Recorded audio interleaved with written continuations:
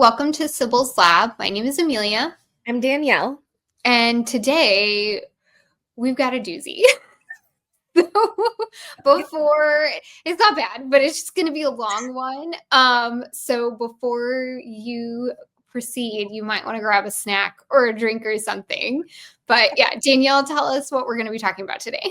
You know, I have to say really quickly, they say that you should start a video in a way that captures people's interest. And I feel like you leading with it's going to be kind of terrifying people to see here. I wonder what a doozy of a tarot video is. So this is our doozy, people. This is a seasonal retrospective.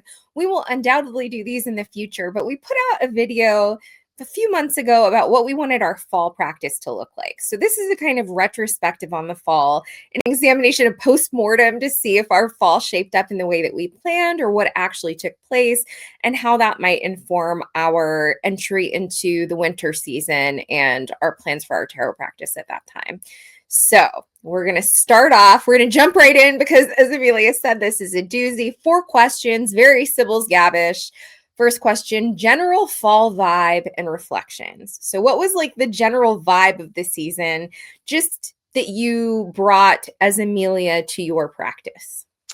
Okay, so my fall was playful and full of energy and very experimental. And it felt like a lot of outward energy. I was really deep into working with colors and visuals, especially visual delight and visual stimulation. It was a bit of an overstimulating fall, but in a good way, in a give me more. I want everything to feel like a candy shop, it felt like a circus in a kind of way. There is some chaos there too. It was also really my thinking became really abstracted over the fall, which was a fun thing to kind of play around with. That was my fall. It was colorful and chaotic. What was yours? I've been listening to the zombies lately. I really like the zombies 60s man. And your fall felt very zombies to me, psychedelic, colorful time of the season. Do you know what I mean? It was a little cream. I love cream. It was very, that's a good way to put it. Donovan, yes. 60s psychedelic. Yours is it was so bright visually. Mine is I don't think it's a downer. This time of year is always a kind of a low period for me. Spoken openly before about having seasonal depression and feeling a little bit of a dip at this time. So it's not emergent, and it's good to know ourselves well enough to know when something is sort of coming, when it's a time of retreat and reflection. It's the season for that anyway, but it's especially the season for that if you know that you tend to have a shift in mood.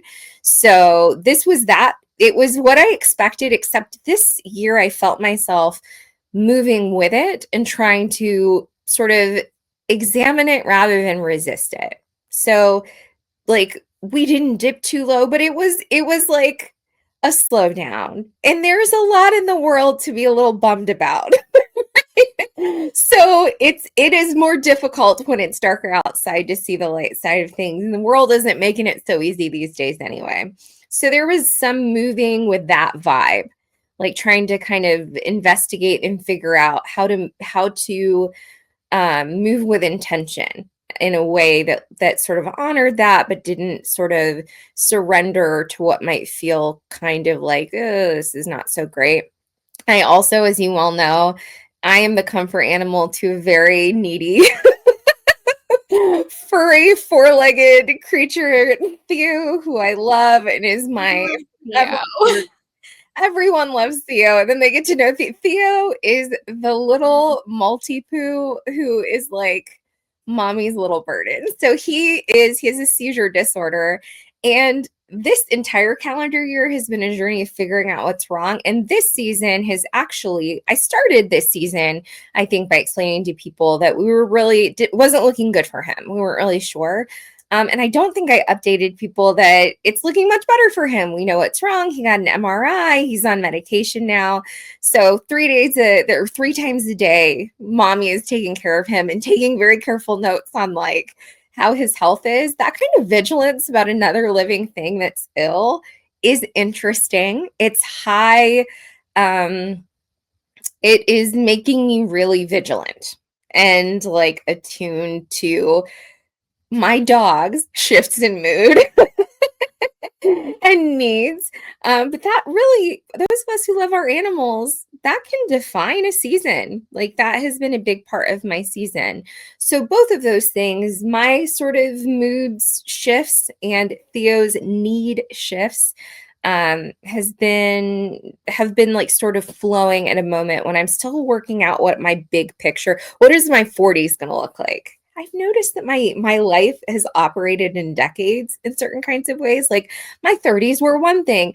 I haven't fully figured out what my 40s to be in a good and exciting way.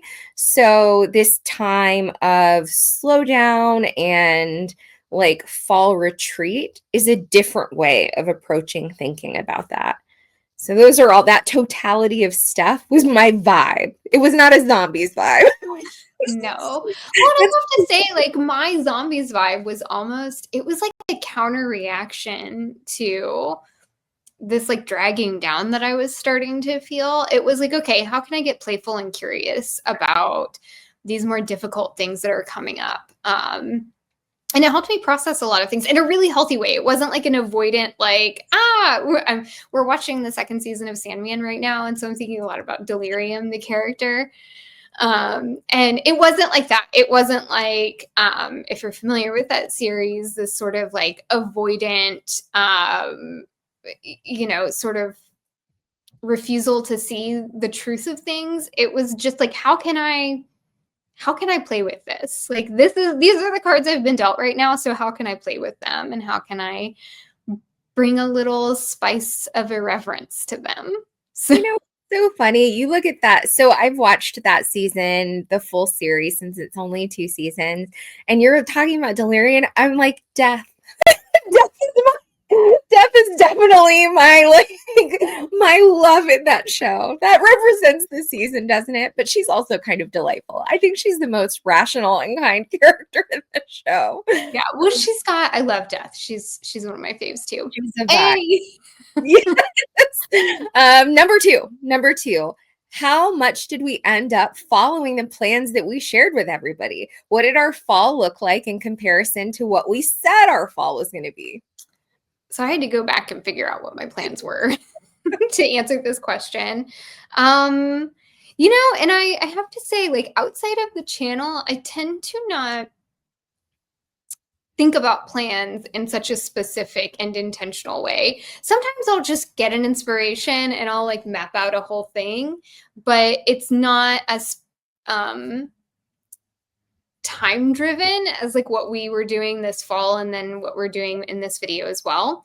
However, I went back and I reviewed what my intentions were, and I actually think I kind of stuck with most of my intentions. I think they just didn't look the way that I was anticipating them to look. Interesting. So a lot of my intentions for the fall were to kind of move away from tarot study and like what can I learn with tarot, and sink more into like a spiritual experience with tarot. It's something that I hadn't been able to do in a really long time because of life being too busy and crazy, and I had such a big life and work shift at the end of the summer that I was like, I'm going to take this opportunity and this extra space that's created by this shift to sink more into like like I said, like a spiritual experience with tarot. I do think I bit off more than I could chew with my intentions. I had big grand and like, it was going to be like creative work with tarot as a spiritual experience, and then working and like reconnecting with the land as a spiritual experience. That part did not happen as much as I was hoping. Part of that was because I didn't have as much time and space as I was anticipating having in the fall. but that creative part was also just like, that was the muse all fall. And I think in my head, I was looking for creative work that was, like I was going to start abstracting my artistic work. I was also going to be working a lot with like responding to tarot through visual language. That I did do. I actually did. And like, I'm going to be carrying that with me through the winter beyond, because I really have appreciated that. But I think like the color palette of what that was going to look like, that creative spiritual experience of tarot, I wasn't expecting it to be as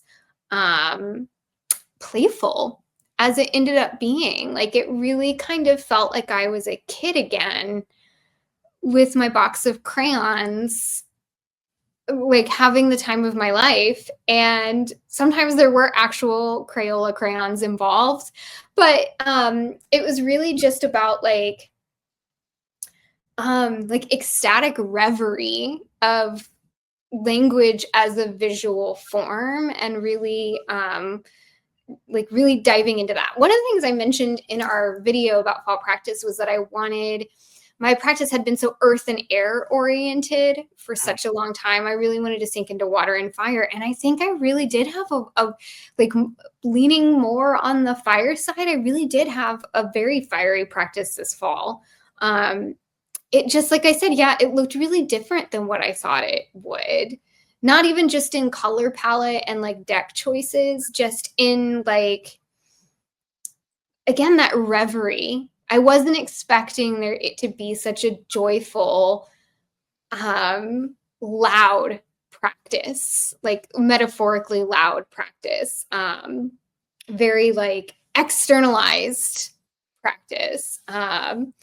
It's still, you know, it's so funny. I think we think of these sort of like playfulness as not serious enough to be spiritual, but it was really deeply spiritual. It was really enriching and enlivening, and like it got me excited to get out of bed in the morning and do my tarot work in the early hours of the day before everybody woke up. Like it was, yeah. But yeah, it was just different. It was just really different from what I thought it was going to be, but I still think I did what I set out to do. That's a really long way to say that. I think I just spoke for 5 minutes to say that. That is so, you know, we both love tarot. That's how we came to like develop our friendship and do this together. But I saw your a kind of like ecstatic play more than I've ever seen it before. So that enthusiasm is coming through. And I think it really came through in your practice this season in the way that you've talked about it and shared about it. I didn't have really big ambitions. I wanted to be mindful about the nature of my fall practice. And I think that happened. In part, my goal tends to be like to be more reasonable and not over ambitious. Like I'm really good at developing like a rigorous syllabus of everything I want to do. And I think I was just the right amount of intentional. I always have a card a day, not a card a day practice of some kind, and not a how is my day going to go kind of card a day practice, but what card do I sit with? Like what archetype has meaning and like would be helpful to think about. And I really was careful this season in the fall season rather, about using that not as an air thing, not just as a like, what do I analyze? What is this Sephira? Like, what is the architecture? What is the whatever? But I forced myself to write a poem every day. I think I mentioned that somewhere. That was something that I was going to try to do. The poetry I wrote was so bad. Like, nobody has to see it. Right, exactly. It was so freeing. I stand by probably like once every 10 days, I wrote something redeemable. That's a lot of poetry. Writing poetry for a whole season. There is something really helpful about fostering creativity through the smallest of acts. I've seen that with your really creative practice this fall. Forcing myself to write one poem a day just opened up my mind to more creative thinking, because it wasn't, I have the intention to be more creative. It was, I'm going to do this, whether I like it or not. I'll like think of something, and I'm not grading myself. I don't have to share this. This can be the worst piece of poetry that ever there was written. And there's something also kind of, I found that to be really transformative practice far beyond tarot. Tarot was my grounding there. I could have forced myself to write a poem every day about nothing at all or what I saw in the room. Tarot is in part really helpful to me because it provides an anchor when I'm feeling a little bit anchorless. So it's easy to get out of writing a poem. If you're like, I don't know what to write a poem about, there's a ceiling fan. I have a sick dog over here. Write a poem about that. But like the 5 of Wands, depending on what deck I'm looking at, that's a pretty vibrant image. There's something to write something about there. What colors do I see? Who's arguing? What about? Like, what play? So that was a way of forcing myself to like get out of my own way. And that way of engaging with the cards carried forward beyond just like Danielle's locking herself into her bedroom for like the 15 minutes it takes to write this poem. It's really fun. I'm continuing this, by the way. It's really, really fun to write bad poetry. It just is. There's something about responding to tarot in an artistic language, in like a language that is beyond rational thought. Because same experience with using visual language to respond to tarot. Like it was just, I don't know. It's so freeing. And it also, I feel like I was able to get deeper into some of the cards that I was working with throughout the fall than if I had just gone, what do I think about this? And, you know, this archetype is such and such, and it's, you know, Cancer and whatever.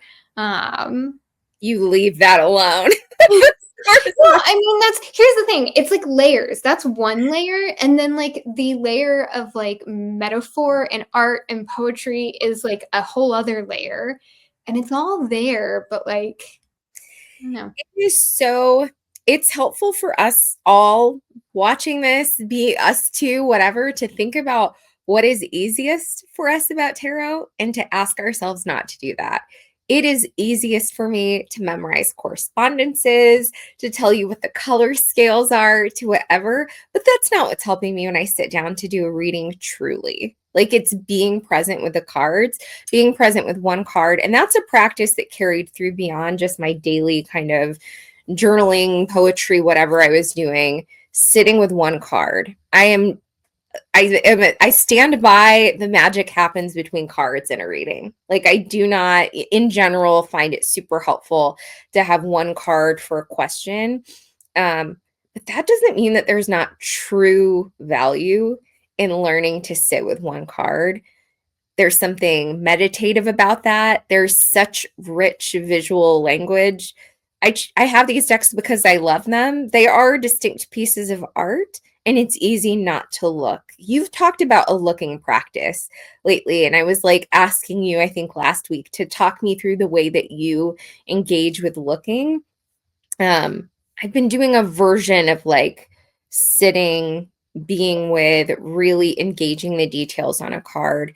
I feel like my general practice, like the prevailing mood that carried through, because I did some Pip study. That was an intention I had. I did do that.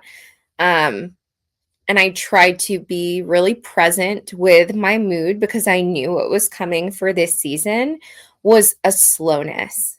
Like this is, and not just because it's a slow season or it's the dark season or shadows descend or whatever. Like there is more than just dark themes. There is more than just what comes out in like, you know, fall is for harvest. Like, no, actual slow pacing, one card at a time, one deep question and asking questions to get to the core of that.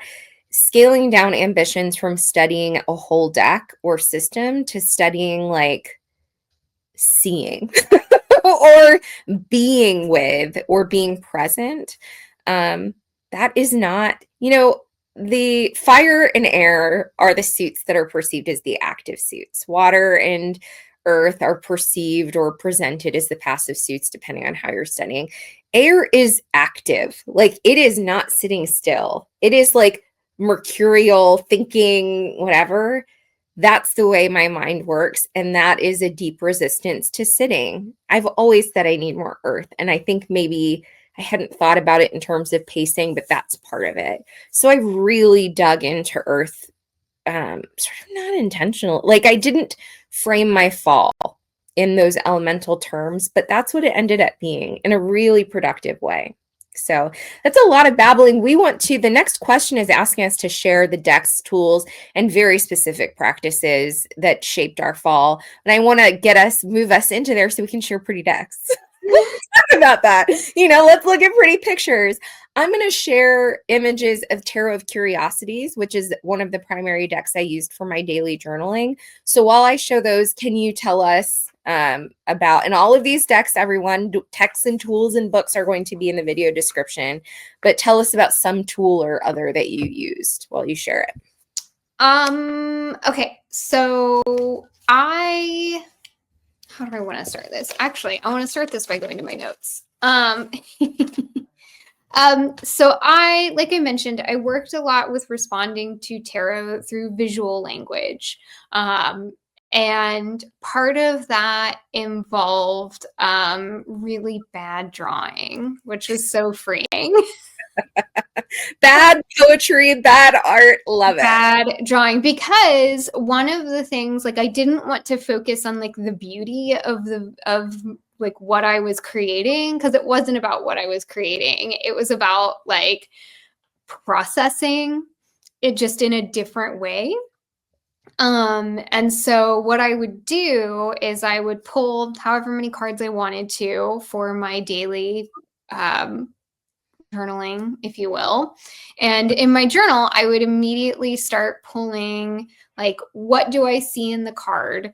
And I would think about how that made me feel, think about like the quality of the lines, the textures, like all of the kind of arty things about it. And I would start to just kind of draw abstract forms using that. Sometimes it would even be things like drawing in abstract form, like how I was feeling at that moment, like what physiologically, what am I feeling in my body? And then finding a tarot card that is like the opposite of that. So how can I temper that? So if I was feeling really knotted up and tangled up in my body, I would draw something that was that. And then I would find a card that felt like the opposite. So maybe it was like, if I was using a Pip deck or a TDM deck, I would usually pull something from the coin suit, because that like roundness felt like kind of an untangling.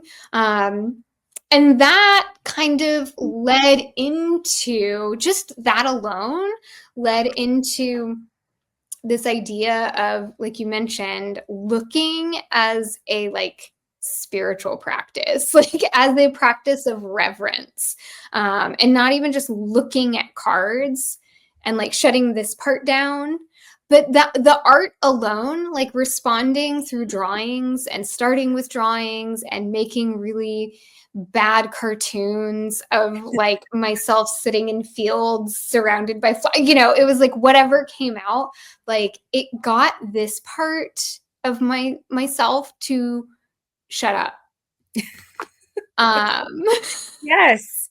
Yeah. I mean, it was hard at first because this part wanted to like make decisions before things came out, but with enough practice and over time, that went away. Like it was it was just like what I was taking in, and then my response to it would come out. And yeah, that led into that spiritual practice of really looking, and not thinking about what I'm looking, not thinking that I know what I'm seeing, but like just looking without judgment, looking without assumption, looking without any preconceived idea of anything that is in front of my face, and that bled out into all other areas of my life. It became like a daily meditation almost, to practice looking in my life in different ways. But yeah, just getting the old brain box up there to quiet down so that I could, I don't know, use a different kind of language. And yeah, lots of really, really bad scribbles in my journal. I had to let go of, like, kind of, I don't know about you, but like I finished a journal at a point in the fall. And when I finish a journal, like there's something so pleasing about like flipping through and seeing all the pages filled with words. Well, the last like third of that journal is filled with my scribbles and my bad drawings and stuff. And I had to like let go of that a little bit because it was like,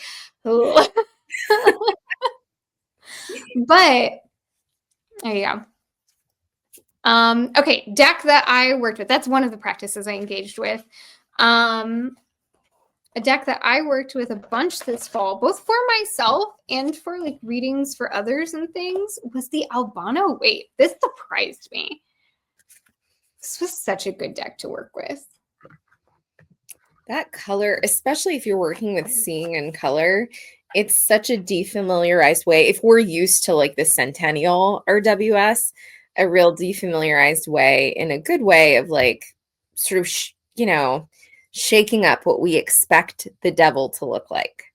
That's certainly introducing purple to a scene that we don't normally see so much purple in. I like it.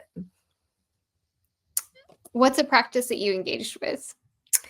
So I've talked plenty about how I always tend to be doing some kind of myth-based work. This season, I had planned to do a lot of work with Medusa. It ended up being about a month that I spent working with Medusa and the themes of like isolation and monstrosity. So if we know Medusa's myth, she is alone and a monster. People are afraid of her and they respect her and they like want to use her.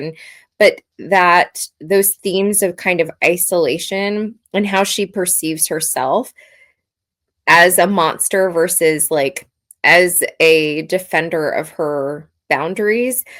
I also worked with Ariadne and the Minotaur, that pair of like maiden and monster. So I guess there was a lot of monster, and spent most of the rest of fall working with that pair of figures. But I hadn't thought about how both of them, I was working with, or I have continued to work with Ariadne and the Minotaur in their troubled, intense relationship to the labyrinth. Like they are kind of bound to the labyrinth in different ways. And I love the theme of the labyrinth. I have a tattoo of a labyrinth. We love the labyrinth. We named our business after it. I love the labyrinth as a metaphor, but it becomes a kind of prison. Like if you really think about it, this is not a place of liberation for them. In different ways, they're tethered and sort of exiled to the labyrinth. And Medusa is exiled to the cave, and it's so dangerous for people to see her. It's not as if she can have friends visit, right? People can visit the Ariadne in the labyrinth, but like Minotaur, not so much. No one's visiting him. So I was sort of working with myth and these themes of exile and isolation and the way that works. So there were two decks I used for that. The one I used for Medusa was the Pythonic Tarot. So I'll show some images of this. And the second deck that I used, the one I used for Ariadne in that work, is the pretty new Emily Balavet Mystic Psyche Tarot. She has the Mystic Sisters Oracle and has made mythic images for a really long time. And this deck, this tarot deck, I'll show it. This is the back of it. Has been in development for a very, very long time. I think people have been anticipating this tarot deck for a while. So outside of this, today's card was the Five of Swords, which is why this is out. But otherwise, this is in order. So I'll share some images of this. But yes, so I did a lot of like what element, for example, shuffle and pull a card, Five of Swords, about what element of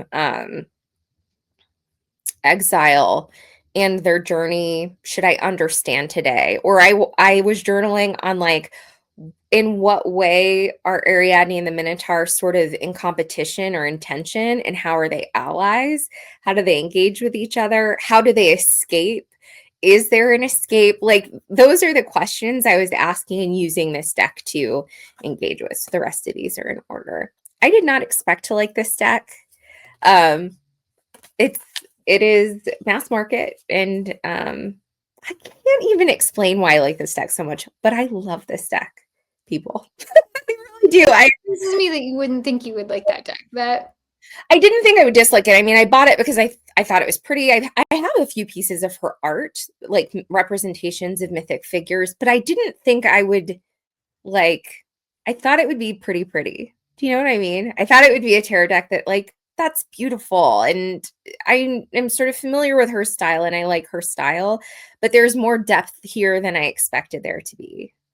It is not the most dynamically diverse deck. It is a little mixed in its approach to the pips. I know I've shared with you the cups are in the minors, the cups are scenic, and I think 3 of the swords are scenic, and the rest of them are pips. Unusual. I love it. But like, you know, the part of me that's very ordered is a little like, wait, pick one, right? Like, pick scenes or pick pips. Nope. She said no. She did things her own way. And so there are a lot of things about this that I would think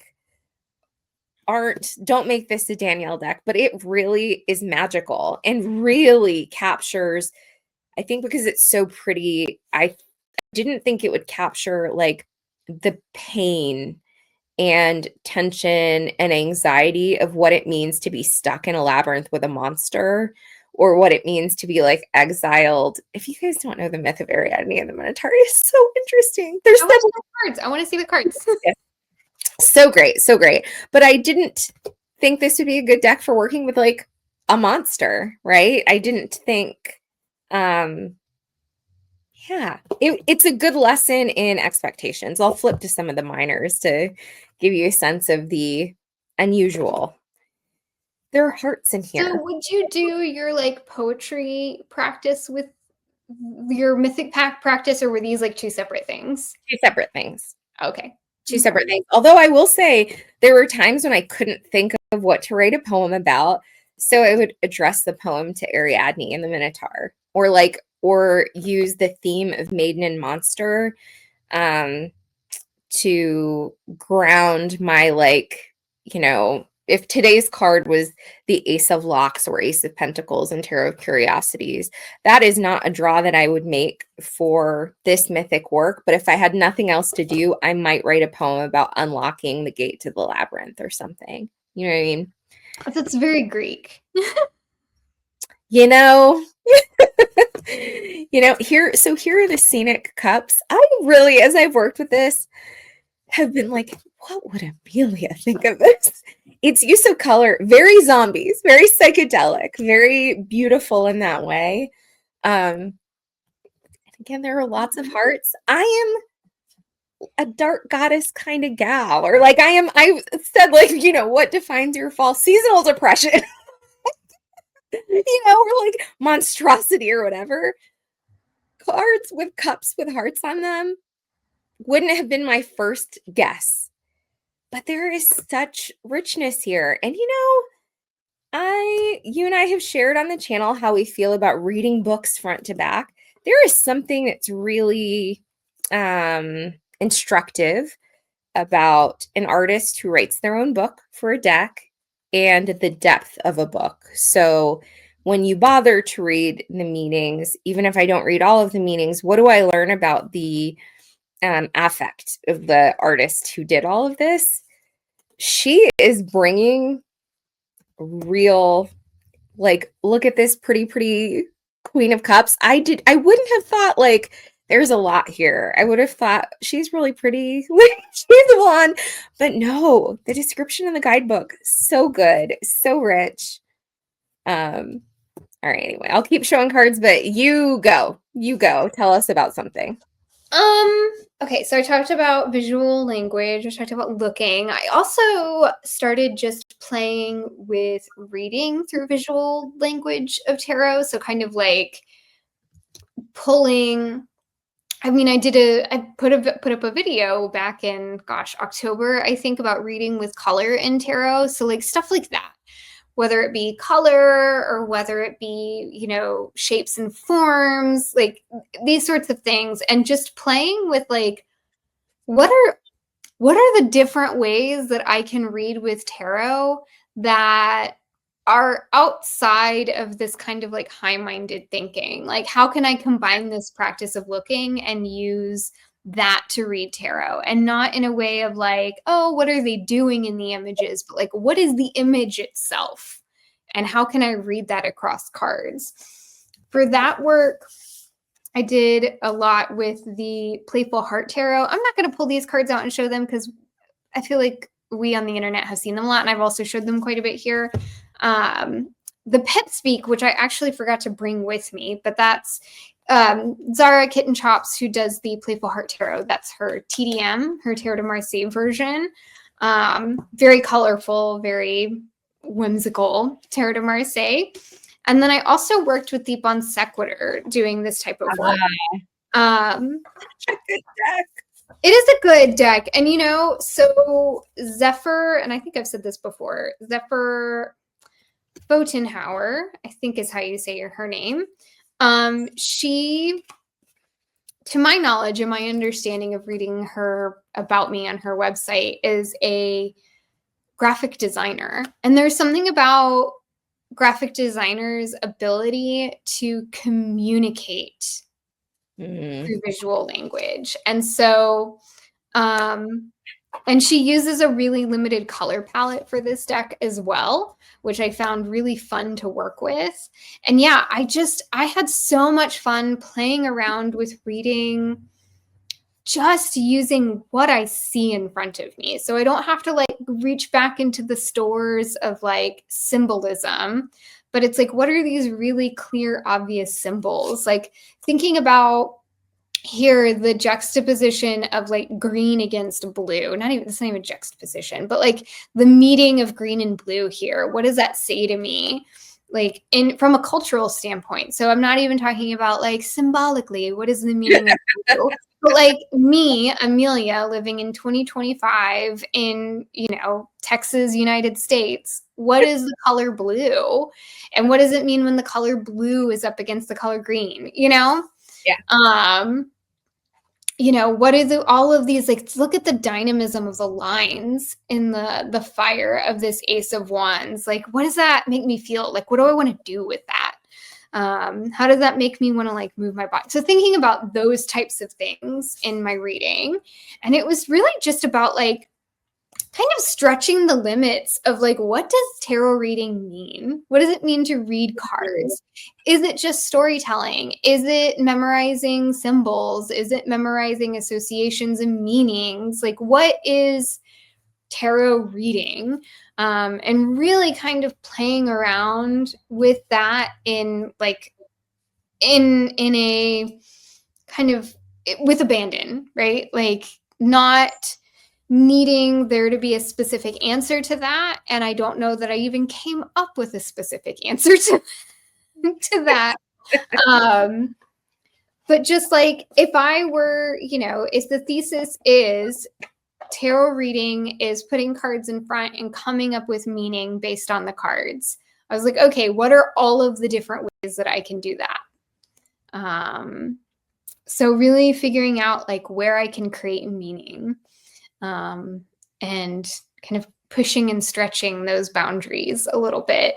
It was so much fun. I had so much fun. And again, like that, I really think it all started with that initial practice of responding to tarot using like artistic form instead of letter form. I think that really, it like catapulted so many other practices. yeah, I have a few other things, but I don't know if you have any more to share.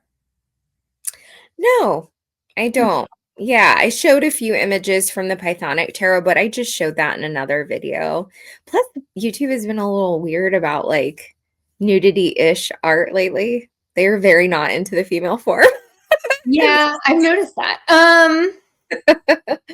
Yeah, so I think the last kind of thing that really grew out of all of this was like really leaning into the weird. That's right. I loved my weird. I had a weird fall and I loved it. So yeah, Terra del Fuego was a big part of that for me. Gosh, I love this deck so much. And again, rich. It's just like when you think of a loud, visually chaotic deck, it's a great one. And then another deck, and I won't wax on too much about this because I made a whole video about weird, was the Rainbow Brainskull Oracle. That was like, I don't know, I like the weird really helped me to kind of feel into my own skin in a kind of way this fall. You went weird and I went monstrous.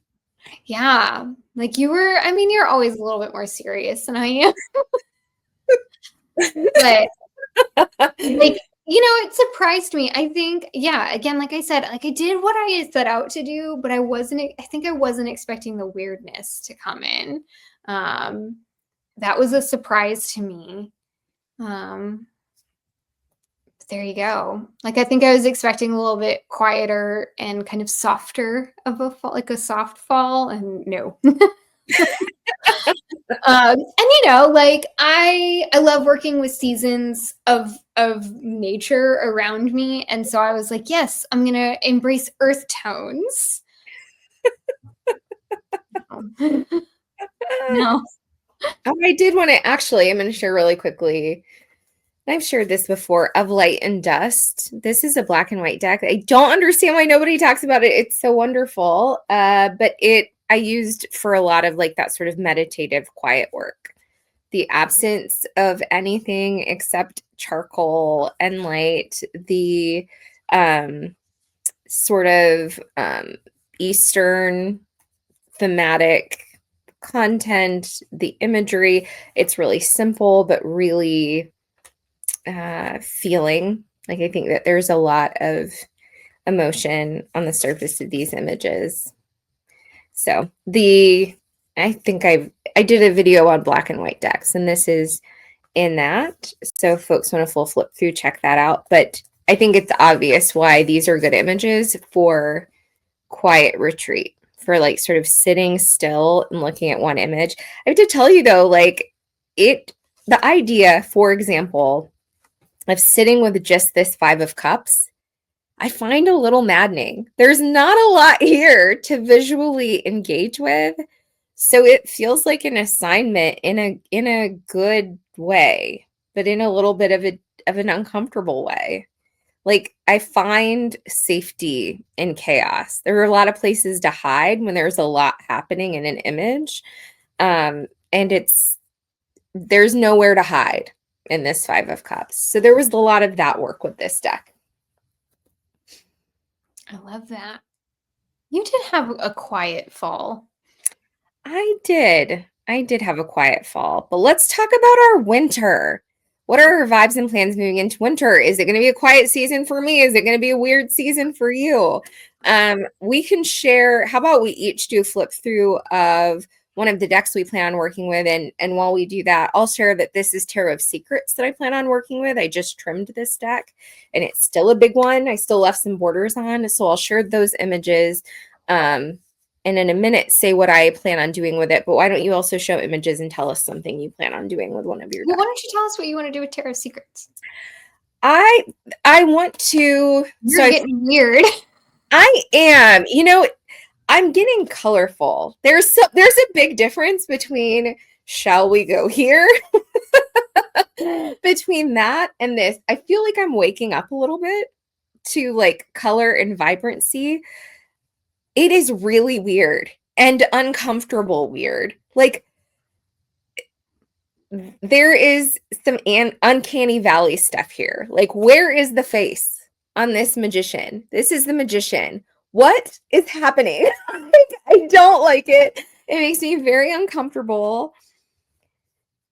Like there is work. So this is another, I find this to be a real invitation again to sit with one image at a time, because there is a lot to engage with. Like the choice to make the high priestess primarily reds and pinks, the inclusion of details, the absence of a face, but an upward looking kind of, there is a lot happening. And I have to say, my instinct at first, and a reason that I avoided this deck for a long time, even though I love Anna Nova's art, and she's been very present lately, like Feminine Myths, Oracle, and lots of other stuff, was because I thought it was, what does this say about me that I'm like, it's pretty. There's nothing that, it's just pretty. Like what? A monster says that. I was in a very monster place. And I'm like, if it's not monstrous, there's nothing here. But I thought like, okay, pink and red. I don't know about that for the high priestess. Like, it was very deliberate. The choices to put all of the glyphs for alchemy here, to include a bird there. Tess Whitehurst wrote a guidebook, like a really, like a big one, a thick one, in a way that reflects real depth of,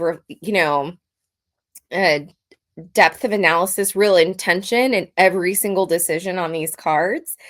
And it's really forcing me to stretch. So one of the cards I worked with is the Five of Swords. I don't know. I've told you, I feel like that deck feels a little bit like me to a Dolly painting. Like it feels like I'm in. Yeah. There's real surrealist influence here. There's an absolute refusal of, like, there's a mirroring with the Hierophant to the high priestess. There's just. So what do you want to do with that deck? Like, what are you wanting to? I want to continue the slowness of a card at a time practice, the slowness of sitting and reflecting. So figuring out how to take that silence and make it sort of more vibrant.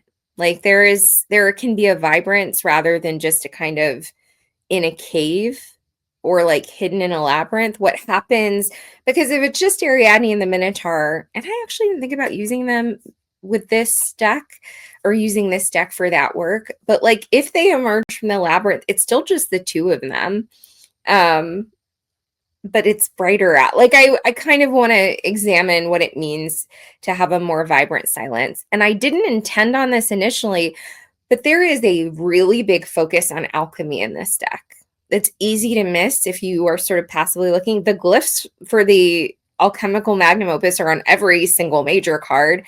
The wands all have the Saturn glyph. Like it's really unexpected in its correspondences, in the sort of like small presence of these symbols and why they're used. So there's a lot to study here, but I don't want to lean into it as a study deck.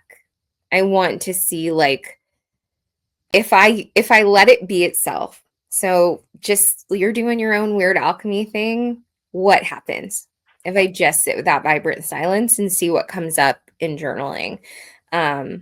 But I do think this is a card at a time kind of deck, because this is really unexpected. I don't know what to do with that Five of Swords. And if I laid this out on a table because a client came, I could read that. But if I really want to like become fluent in this deck, I need to like let it be itself in a way that's slower.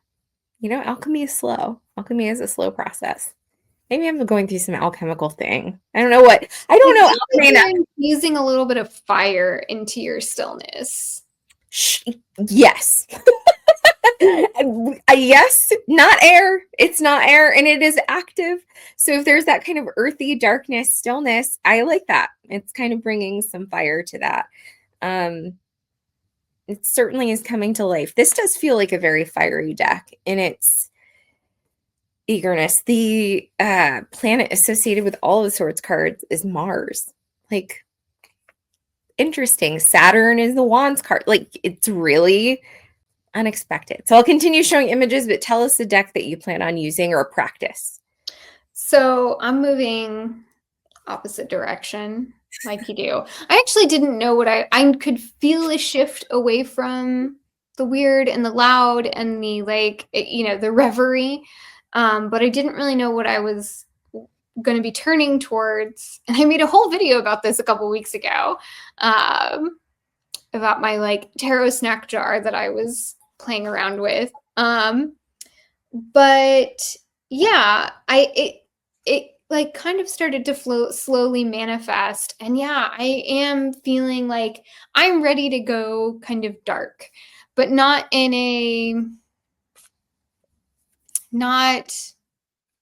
from like an emotional standpoint. Like I'm ready to like destimulate. So if I was overstimulated in the fall, I'm ready to kind of go into the cave? Are we switching? I mean, quite literally, Danielle, one of my images that I'm working with this fall is a cave. So, this winter, this next season. I'm sorry, this winter is a cave. And yeah, I'm like, but like the primordial cave. Like I kind of want to go back to the beginning of time, because I was even thinking like, okay, do I want to do some sort of like myth or deity work? But nothing was feeling ancient enough. It's like what we have, like the written myth that we have was feeling too recent even. Like I wanted to go way far back to like the beginning of time and like sit with the ancestors in the cave. So that being said, a deck that I'm going to be working really closely with is the Weaver's Oracle. I've already pulled my first like Weaver that I'm sitting with. Can and yes, she's back there on my little altar, but I got the Weaver of Time. Ooh. Which feels perfect. It's like exactly, and she talks a lot about like time not being a linear, like not moving in a linear fashion, and like seeing some cards. Okay, and seeing time as a spiral. There is nudity in this deck as well. We'll see if we get pinged for that. But it's like crone nudity, so I don't know if they see it in the same kind of way. Yes. And, you know, I talk about like, I was trying to figure out if I wanted to do deity or myth work. And it's like, no, I want to go sit with the grandmothers. I want to go sit with the ancestors. And so much like your fall practice was about one card at a time, that is a practice that I really want to pull back to. It is not native to me at this point to do one card at a time. In fact, it's something I kind of actively push against, but especially for this type of like spiritual work and like, exploratory wisdom work, it makes sense to do one card at a time. Yeah. So I'm not going to try to, gosh, can I tell you, I've had this deck for many years. This was actually a gift from my husband several Christmases ago. I've had it for like 8 years now. And I used to pull a card at the beginning of every year, pull a Weaver. And I had no shame with these women of pulling a card and going, nope, not this year. And this was a card that came up for me so many times that I continually was just like, nope, not going to be working with you this year. She went back in. But yeah, so, I was going to say with mythic decks before, like, you know, goddess decks or whatever that will have a bunch of goddesses, I've pulled out, say, in a deck of 40, what are the 10 or 12 who are speaking to me in these images, and then shuffled those and chosen from those. But if I shuffled the whole deck and one came out and I hadn't had any pre-selection process, I feel like she would come to get me. I have that deck too, and like those are some fierce weavers. Yeah, but I feel like they were kind of like, it was like, don't do the work if you're not ready to do the work. I think that's absolutely fair. So anyway, yeah, I'm going to be, I'm not going to try to set a time on it. Like, I'm not going to say every week I'm going to pull a new weaver. It's just, I'm going to pull a weaver. Right now, I've got the Weaver of Time. She's number 2. She's one of the guardians. And she's the guardian of the shrine.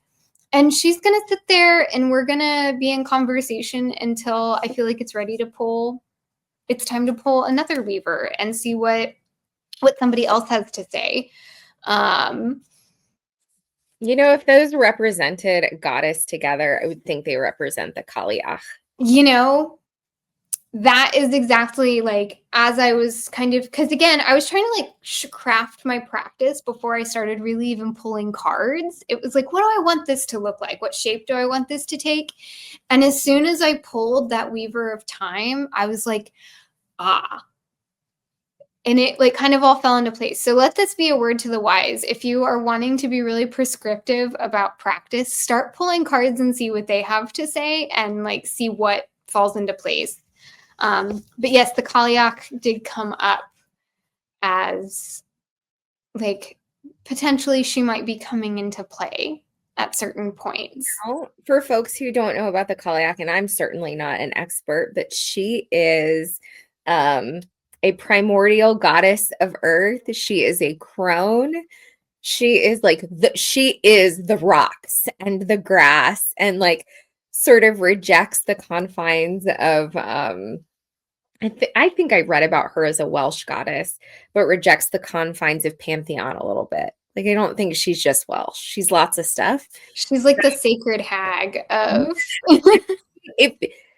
she is timeless. And I feel like there are a lot of hags in that Weaver's Oracle, but the Kaliak, I think, is in more than one of those cards. She is, she has no F's to give.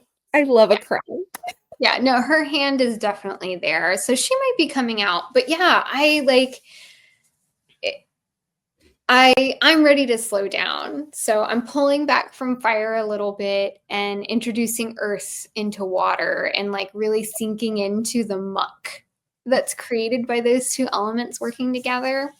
Yeah, what else are you doing? I am doing some play with pips. So I have started working with the Othrysian Tarot. I shared that deck here. I do believe it's currently out of print, although it may be back in print hopefully at some point. This is a majors deck that has the Titans and pips and an unusual set of gods and goddesses in the courts, unusual set of names for the courts and the majors, and then pip cards that are not TDM but are very much pips. So I'll share a few of the majors and a few of the courts and minors. But along with this, I want to play with modes of open reading. I know how to do a version of open reading. It's something I'm familiar with, but it is never my first choice of reading, right? If I have a bunch of decks handy, certainly if there's a depth question, I'm never going to pick up a TDM first or a strictly pip deck first. I might pick up Mystic Psyche, which is mostly pip cards, but those are very much pips with feelings, right? Like lots of color and dynamic imagery and a little hint of scene and whatever. But of course, I've forced myself before to do depth readings with pips, but like I want to voluntarily do it. I'll teach you. Well, yes. So I want to do some play. I want to do some exploration and play. And I love this deck. I love it so much. I love the play with myth. I love the irreverence with like the rules of tarot. So it's fun. It feels like it's as playful and irreverent as I want to be. And it's lack of adherence to kind of familiar TDM structures in the minors feels like I have more room. Like I can feel less confined. And for that reason, I'll share some cards from the Midnight Tarot or the Midnight deck. I know people know this deck actually. So this is the box. Forget the creators, I think, call themselves Midnight Tarot. They're on Etsy. It's a European creator. I love them. They have all kinds of versions of historical tarots that are a little playfully designed. This is their very first one, the Midnight deck, a TDM, but like with attitude. So this is the other deck that's a Pip deck that's certainly much more loyal to TDM Pips. But it's still, look at this Emperor. Like, it is, I like him. there is something playful here. Here are the backs of the cards. I feel like these face cards intentionally have vibrant personality and like play, but still while retaining the color language of the TDM. So I think this is a good place to go if I'm eager to dig deeper into historical tradition and play with pips that way. And Othrysian is where I can go if I want to do some of my myth work and play along with some pip exploration. So I'll share some images from both, but that's stuff I want to play with rather than like quote study. Like I want to experiment rather than study and like have fun. I know this like I'm so excited for this. I can't wait to hear that how that goes for you. I've been telling her, if you're out there watching this and you're like, what is Amelia on about? Because I've been trying to convince Danielle for years that Tarot de Marseille work is perfect for depth work. It's where I go for wisdom questions. It's where I go for like close reading of philosophy and like understanding the meaning of the world. And people, this is what we mean by this, right? If I have a reading about, for example, if I'm reading about Ariadne and the Minotaur and I ask, what does it mean to be lost in the labyrinth? I am never, before now, going to pick up a pip deck for that question. Like, hold on, let's get 3 pips. The idea of asking a question about the meaning of isolation in the labyrinth and getting lost in the labyrinth and getting these 3 cards. Like, no. I don't want to do that. But I can do it, but it feels like more labor than I want to do when other decks can do what I want them to do.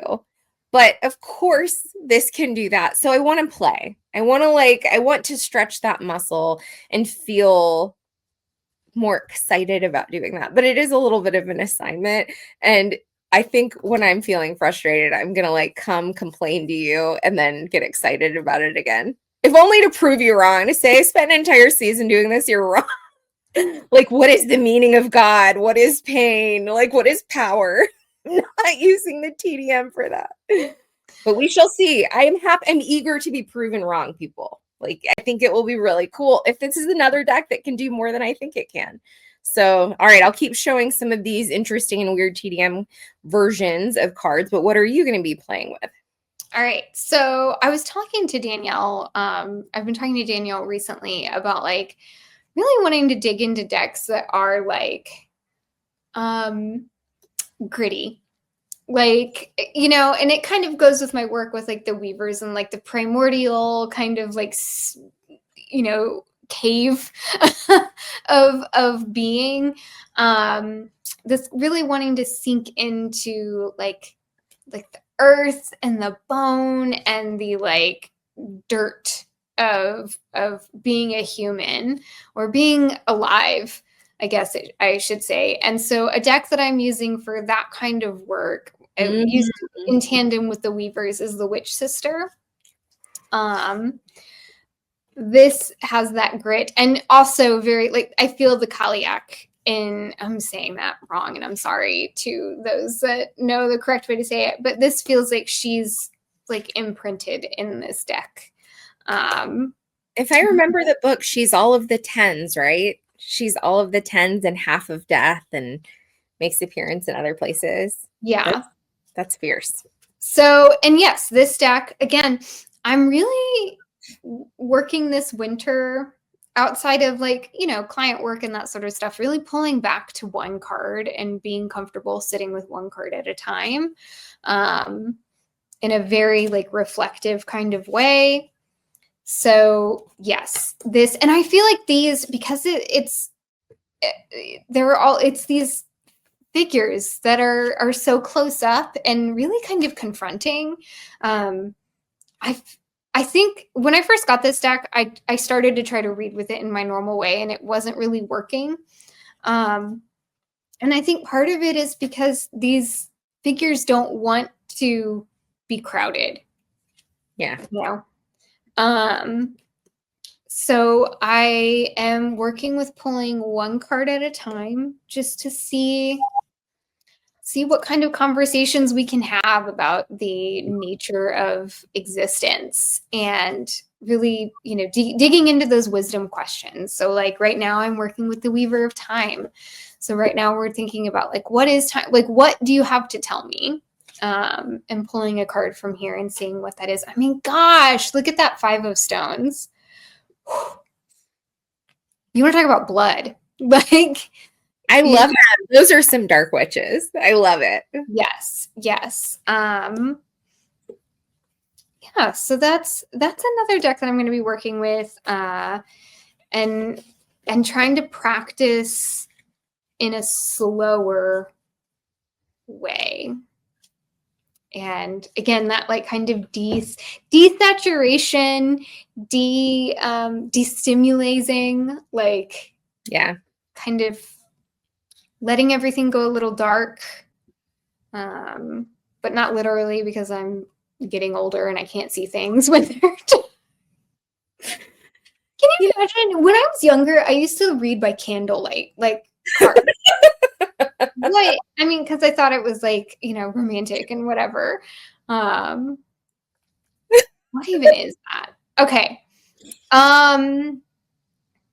Yes. Another deck that is similar practice, that I also want to be working with in a similar vein, is the Rain Shadow Tarot. I wanted to work with this fall, and it just didn't. It wasn't the time. It wasn't the time, but you know, Claire Mack does texture so well, and I think the texture of her decks speak to that. So this is the tarot deck. I also have the Illuminated Earth back there on my altar. They will both be coming out. I actually asked this deck, I said, tell me something about time, and I got the Wheel of Fortune. So I feel like, oh, beautiful. Oh, that's such a beautiful card. I really like that deck. I haven't used that in a long time. That's a really gorgeous deck. So yeah, we're also going to be working. This is like, so if this is like blood and bone, right? The Witch Sister is, this is like stone. This is like slow down.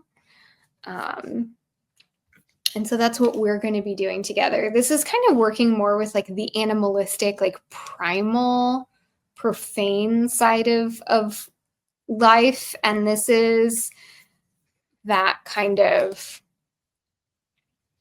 still sedentary, kind of monolithic part of living is what this feels like.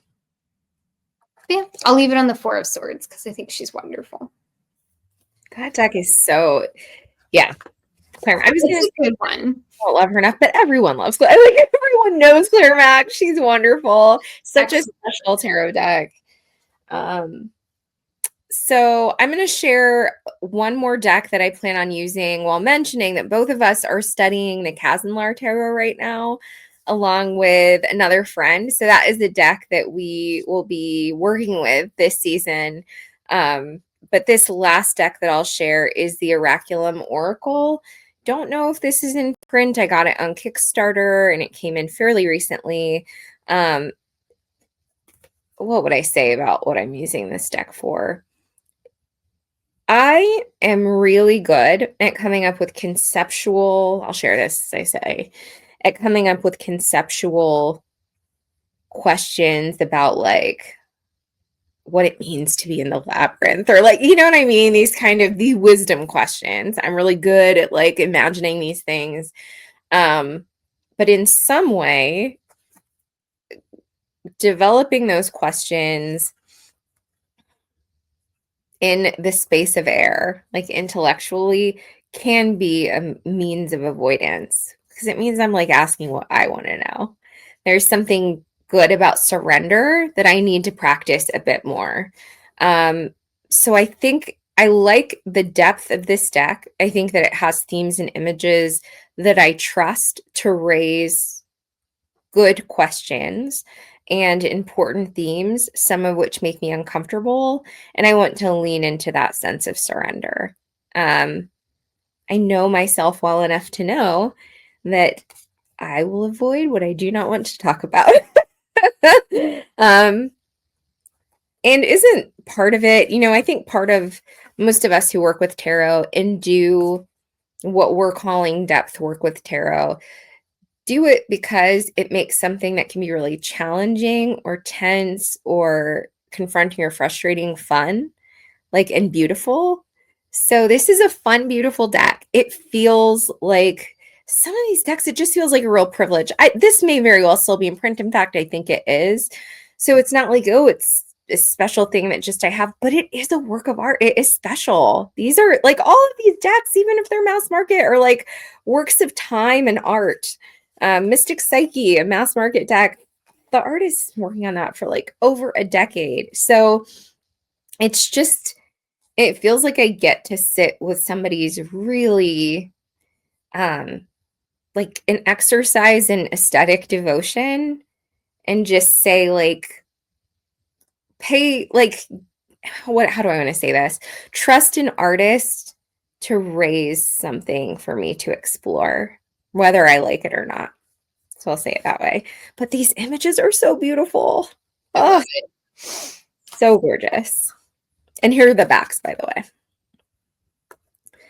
So I'll keep sharing, but are there any other decks that you want to share? Last one. So if I'm going into the cave this winter and I'm speaking with the grandmothers and the Kaliak and, talking to the stones, I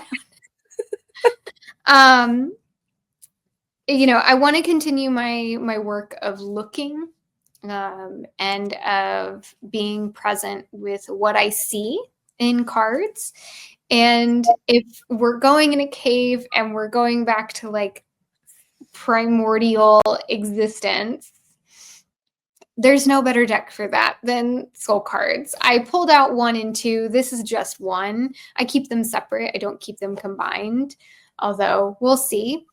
If you're unfamiliar, soul cards have been around for a very long time.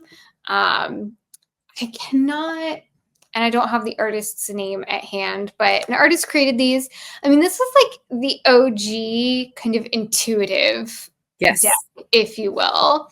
She does not have titles for any of her cards. And the idea, and there's no guidebook.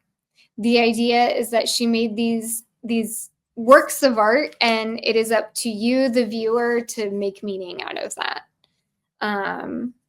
And yeah, so we're going to be looking at, there's something about these that almost feel like cave paintings.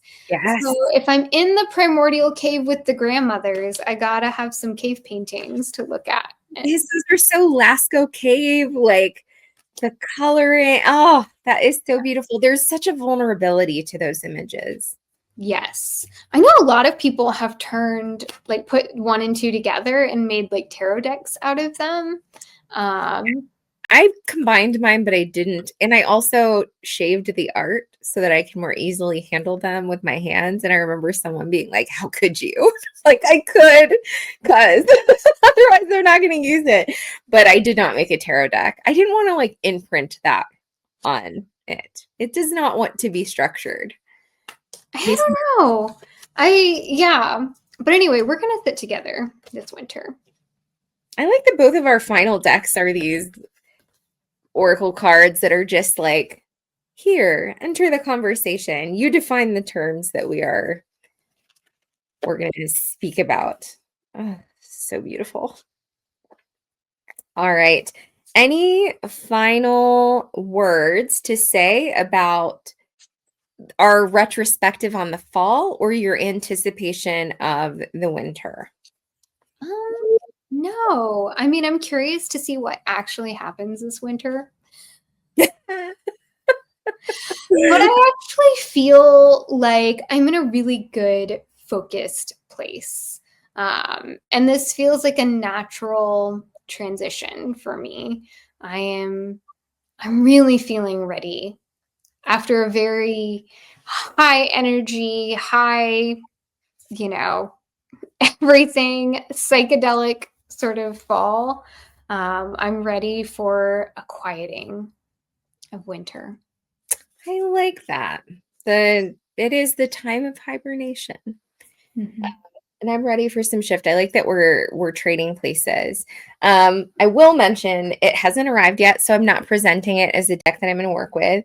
But everyone knows my favorite deck is Tabula Mundi, Mel Moline's Tellus Tarot, also close to my heart. And her guidebooks, she's doing 2 guidebooks, and they're really big, and they're finally coming out. And they're supposed to be coming out in the next week or 2. Like I pre-ordered, they'll be shipped along with the mid-sized copy of the deck. So I have those coming, and if they come, those are moving to the top of the list, people. They are at the top of the TBR pile for winter. I love that deck. She's my favorite creator. So when we trust an artist, when we trust a creator, like we're gonna walk with them.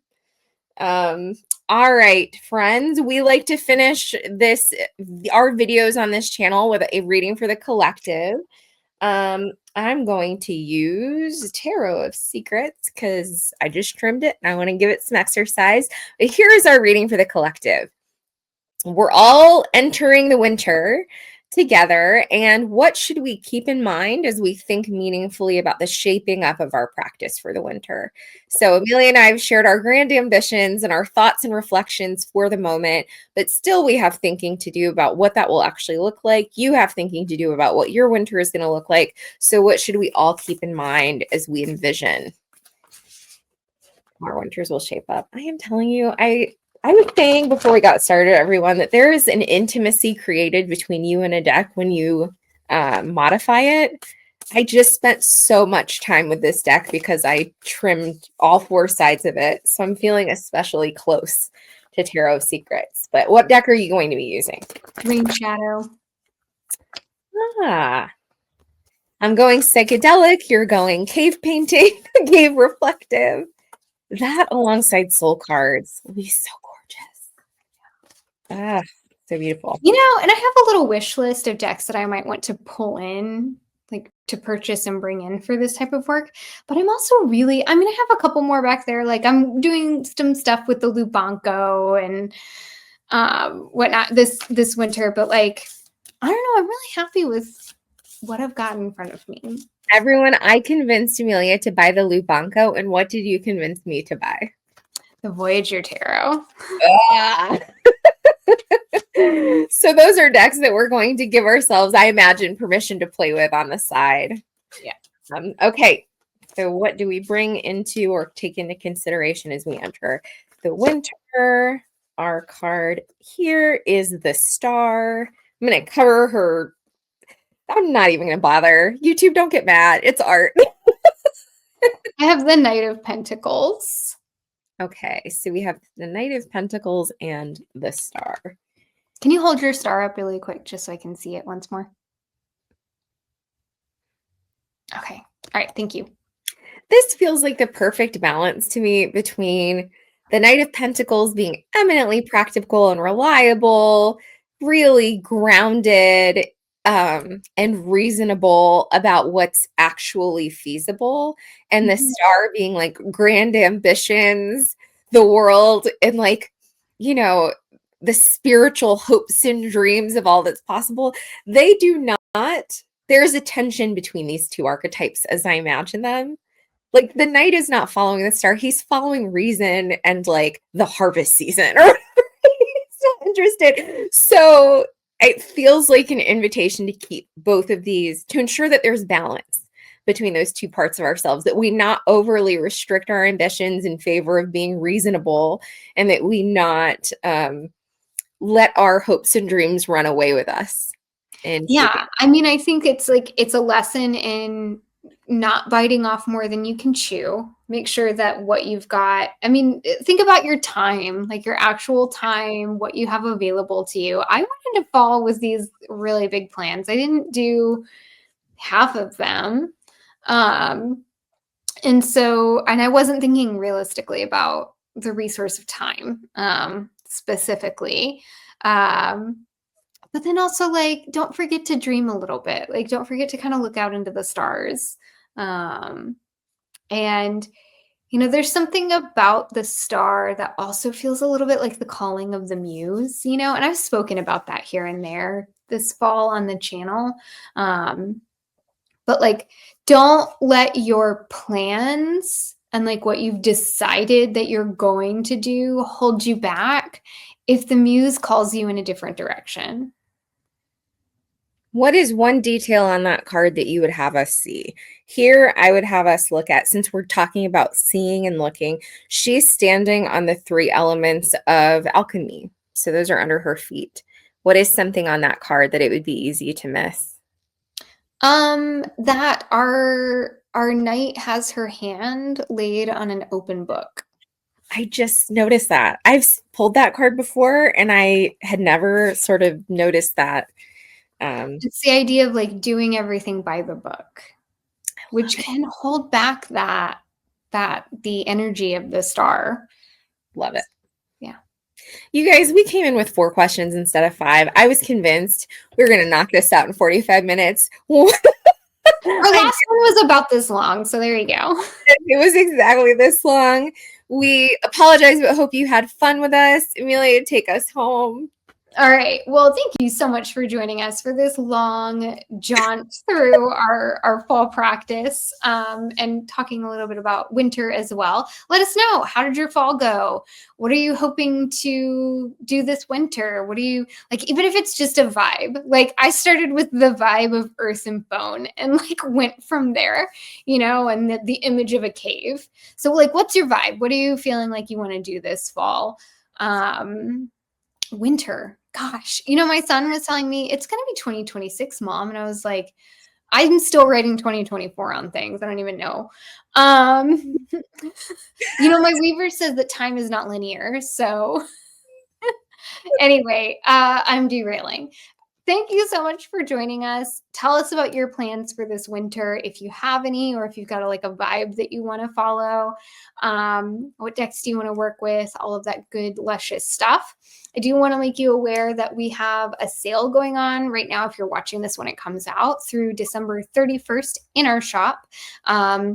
That's everything. That's readings, it's mentorships, it's all of it. It's 25% off. We'll put the code down below. We also are offering year ahead readings right now, which is a written workbook that you get to work with throughout the year. It's a really comprehensive 19-page document. If that's something that sounds like would enrich your life throughout 2026, that discount code also applies to that as well. And we'd love to do one for you. Also keep your eyes peeled. We've got some exciting stuff coming towards the end of the year. But until next time, friends, we will see you in the lab. Bye.